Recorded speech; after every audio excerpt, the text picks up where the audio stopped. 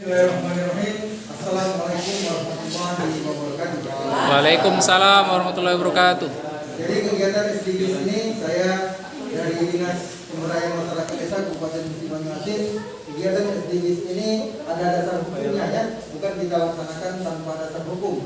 Yang pertama, Peraturan Presiden Nomor 59 Tahun 2017. Yang kedua, Peraturan Menteri Desa Nomor 13 Tahun 2020. Peraturan Menteri Desa Nomor 21 Tahun 2020, dan ada juga Surat Edaran Menteri Desa Nomor 17 Tahun 2020. Jadi kegiatan SDGs ini wajib kita laksanakan dengan harapan ke depan indeks desa membangun di Kabupaten Musi Banyuasin ini biar bisa benar-benar datanya akurat dan dapat dipertanggungjawabkan. Jadi saya kira sih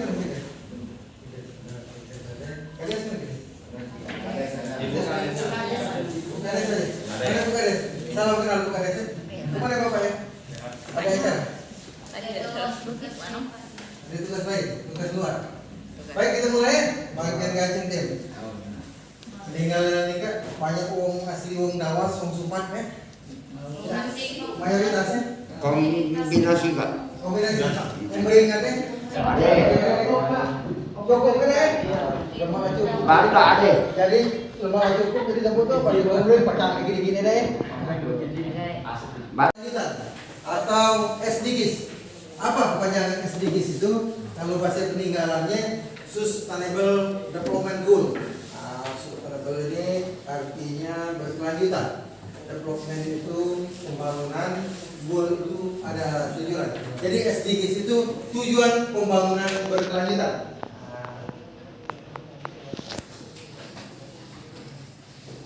Adalah agenda internasional untuk keselamatan manusia dan planet bumi. SDGs disusun oleh Perserikatan Bangsa-Bangsa atau lebih dikenal dengan PBB dengan melibatkan 193 negara dan berbagai pelaku ekonomi dari seluruh penjuru dunia. Jadi kegiatan SDGs ini kegiatan yang mendunia. Pembangunan berkelanjutan bukan saja di Indonesia saja digunakan, tapi di seluruh dunia. SDGs ini ditetapkan pada tanggal 25 September 2019 dan yang akan dijadikan tuturan kebijakan dan pegangan untuk 15 tahun ke depan dan diharapkan dapat tercapai pada tahun 2030. Jadi jangka panjangnya sampai 15 tahun ke depan. Kalau 15 tahun ke depan saya sebelum pensiun. Sekarang usia aku 43 tahun. Kalau ditambah 15 tahun berarti pas 58 tahun. Lalu level sekretaris, kabit, kasih. Tidak tahu kalau jadi tidak lagi nama lagi 7 tahun, 60 tahun baru pensiunnya, 60 tahun baru pensiun. Di sini latar belakang kehadiran kebijakan SDGs desa. Arahan Presiden Joko Widodo pada tanggal 22 Oktober 2019. Yang pertama, dana desa harus dirasakan seluruh warga desa, terutama golongan terbawah. Baik, golongan terbawah salah satu yang menerima BLT. Berapa penerima BLT desa Tenganan untuk tahun ini?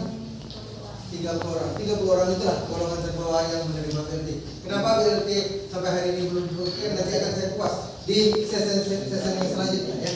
Yang kedua, dampak pembangunan desa harus lebih dirasakan melalui pembangunan yang lebih terfokus. Maksudnya pembangunan yang lebih terfokus, mesti terarah, pembangunan itu terarah. Salah satu saya ambil contoh pembangunan berkelanjutan yang lagi dengan booming-boomingnya sekarang, pembangunan jalan tol ya, tol Lampung Palembang. Selesai Lampung Palembang betul, lagi dalam proses sekarang. Mungkin selesai Palembang betul, nanti Betung Jambi, selesai juga Betung Jambi, Jambi Pekanbaru dan sebagainya. Itu contoh pembangunan berkelanjutan. Kalau di desa umpamanya bangun parit di dusun 1 untuk tahun 2020 tadi paling dekat betulan 10 meter, baru dibangun 5 meter. Tahu dekat teruskan. Jangan belum di dusun 1 ngayawaya dusun lain boleh. Ngayawaya. Tidak sampai boleh. Itu tujuan pembangunan berkelanjutan. Nah, kegiatan kita pada hari ini bukan serta-merta kita laksanakan tanpa dasar hukum. Jadi kegiatan kita hari ini ada dasar hukumnya Pak ya. Bukan kita itu asal lahir, asal laksana. Ini aturannya. Yang pertama, Peraturan Presiden nomor 59 tahun 2017 tentang pembangunan berkelanjutan. Jadi pembangunan berkelanjutan ini sebenarnya sudah tertuang di dalam peraturan presiden nomor 59 dari tahun 2017. Yang selanjutnya peraturan Menteri Desa nomor 21 tahun 2020 tentang pedoman pembangunan dan masyarakat desa. Yang ketiga peraturan Menteri Desa nomor 13 tahun 2020 tentang prioritas penggunaan dana desa tahun 2021. Yang keempat, surat edaran Menteri Desa nomor 17 tahun 2020 tentang percepatan penggunaan dana desa tahun 2021. Sudah itu ada surat PLT Dirjen PDP Pembangunan Desa dan Pedesaan itu tanggal 1 Maret 2021 tentang pendataan IDM, Indeks Desa Membangun Berbasis SDGs. Ini penjelasan yang selanjutnya. Gambar adalah pemanis ya. Gambar adalah pemanis. Kalau nak nengok jokpok duit kita tidak mana di 10 juta. Ada balik pelatihan kan 10 juta. Bukan di sini. Gambar adalah pemanis. Jadi di sini sesuai dengan peraturan Menteri Desa nomor 21 tahun 2020 itu ada 3 poin ya. Yang pertama ada dana pembekalan. Pembekalan itu pelatihan kita hari ini ya. Kalau tidak ada anggaran maka kegiatan kita hari ini tidak bisa kita laksanakan. Yang kedua dana transport. Nah dana transport itu saya gambarkan ada mobil, ada kapal ya. Karena kita di Kabupaten Musi Banyuasin ini mempunyai 2 wilayah. Ada wilayah darat, ada wilayah perairan. Kalau wilayah darat kita bisa menggunakan transport, mobil, motor dan sebagainya. Kalau di perairan kita menggunakan speed, kapal, motor dan sebagainya ya. Nah contohnya kita misalnya mau ke Lalan itu pakai speed ya. Kalau mau pakai mobil mungkin seringlah di luar mobil daripada di dalam mobil ya. Karena nggak ada jalan ya, nggak ada jalan. Kalau di daerah Kecamatan Bayunincir ini, kalau di daerah Mangsang ya, Mangsang itu kalau pakai speed juga ya, pakai speed juga. Sudah itu dana konsumsi. Nah dana konsumsi ini karena kita ini bulan puasa, bulan suci Ramadan kita berpuasa, masalah SPJ-nya nanti silakan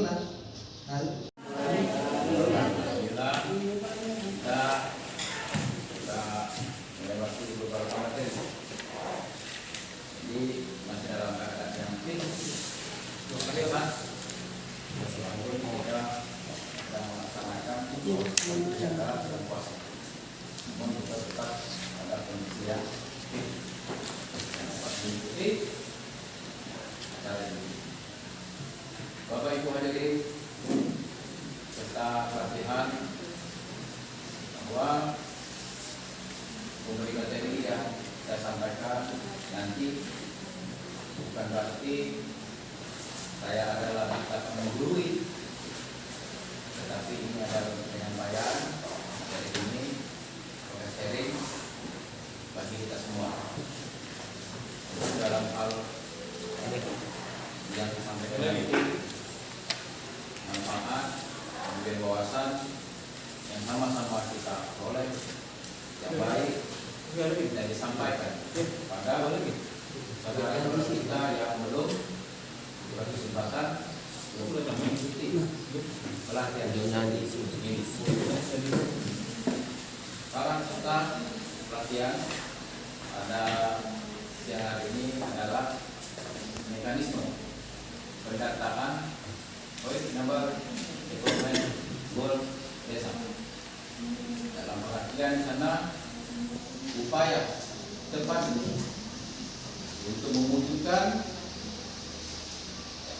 pemerintah desa yang maju melalui implementasi pendataan mekanisme SDGs yang akan kita sampaikan kali ini.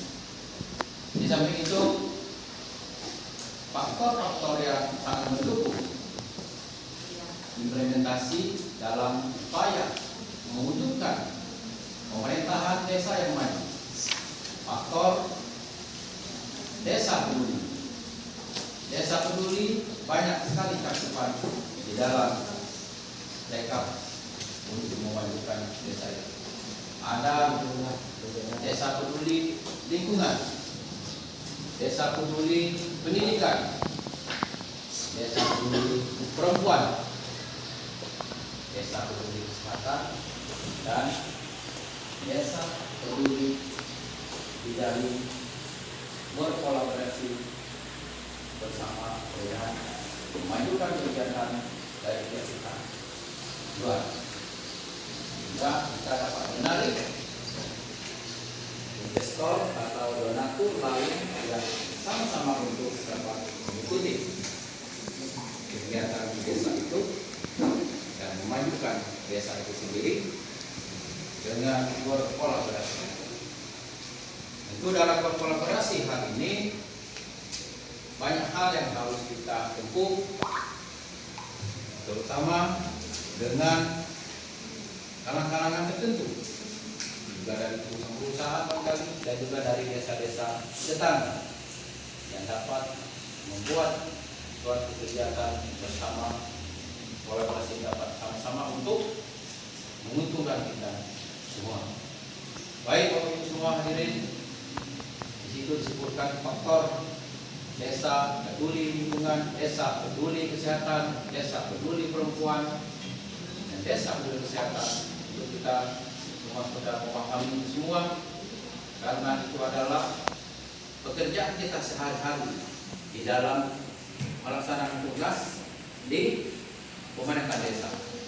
Pemerintahan desa ini banyak sekali di situ komponen-elemen yang tercakup dalam semua itu dan untuk memajukan desa.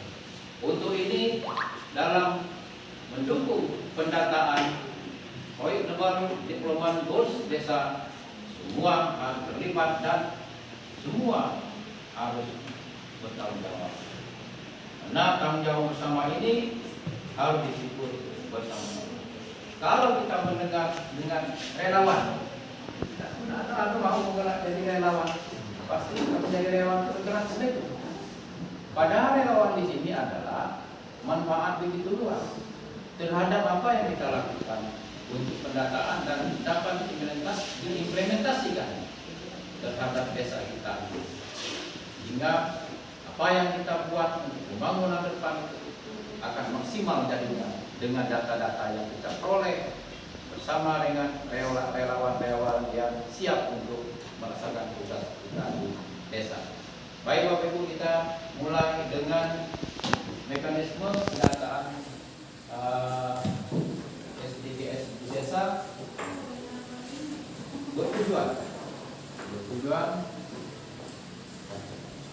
Bertujuan menyusun kelompok kerja relawan pendataan desa dan juga memutakhirkan data pada level desa, data pada level rukun tetangga, dan juga data pada level keluarga, dan juga pada awal level warga. Kemudian dianalisis dan teliti data tersebut sesuai dengan kaidah SDGs yang ada dan merekomendasikan. Assalamualaikum warahmatullahi wabarakatuh. Jadi Bapak Ibu rekan-rekan Polja, khususnya dengan adanya pelatihan pembekalan hari ini, mudah-mudahan Bapak Ibu lebih memahami kegiatan pendataan SDGs ini seperti apa, tugas fungsi masing-masing kita sebagai Polja relawan juga seperti apa. Yang perlu dipahami bahwa dengan adanya kegiatan pendataan SDGs ini, maka ke depan perencanaan desa akan menjadi lebih berkualitas. Lebih berkualitas karena nanti kita semua lebih memahami kondisi real di desa kita masing-masing. Mulai dari bawah, apa keluhan, kekurangan dari level rumah tangga, individu, RT sampai ke desa. Jadi insya Allah dengan adanya kegiatan ini setiap tahun nanti kegiatan pembangunan desa lebih terarah. Lebih terarah sesuai dengan kekurangan, kendala, kelemahan atau permasalahan yang masih dihadapi desa kita. Itu. Jadi mudah-mudahan tidak ada lagi pembangunan yang tidak sesuai dengan kebutuhan desa. Mudah-mudahan itu yang bisa kita lakukan. Makanya kami berharap laksanakan kegiatan pendataan ini lebih baik, menyeluruh, mendetil sampai ke level paling bawah tadi. Karena pendataan SDGs ini dari oleh dan untuk masyarakat kita sendiri. Mungkin itu yang bisa kami sampaikan, lebih dan kurang materi yang sudah kita terima tadi ada 4 materi, khususnya bagaimana survei langsung ke desa, RT, rumah tangga dan keluarga benar-benar bisa dilaksanakan secara baik. Itu dari saya. Terima kasih Bapak Ibu. Mohon maaf kalau dalam penyampaian ini masih ada yang kurang. Bila taufiq wal hidayah. Wassalamualaikum warahmatullahi wabarakatuh. Inti dari materi kita yang saya sampaikan survei desa dan RT. Jadi kita untuk mendata wilayah yang terkecil di perkampungan kita yaitu RT. Jadi Pak RT wajib tahu batas wilayah RT-nya dari mana ke mana. Kemudian masalah dan potensi apa yang ada di wilayah RT masing-masing. Jadi jangan sampai Pak RT tidak tahu batas wilayahnya. Nah, tujuannya untuk apa? Tujuannya untuk kita mencari tahu potensi dan masalah yang ada di wilayah kita. Oke? Oke, baiklah. Nah, mulai lagi nih ya. Baiklah Bapak Ibu. Jadi untuk kuesioner RT, kuesioner desa nanti sudah saya jelaskan dari awal bahwa itu akan diinput di 2 aplikasi. Aplikasi hak kopinya melalui kuesioner, yang kedua melalui aplikasi. Aplikasi bisa dibuka apabila desa sudah mendaftarkan enumeratornya berapa orang. Minimal 5, maksimal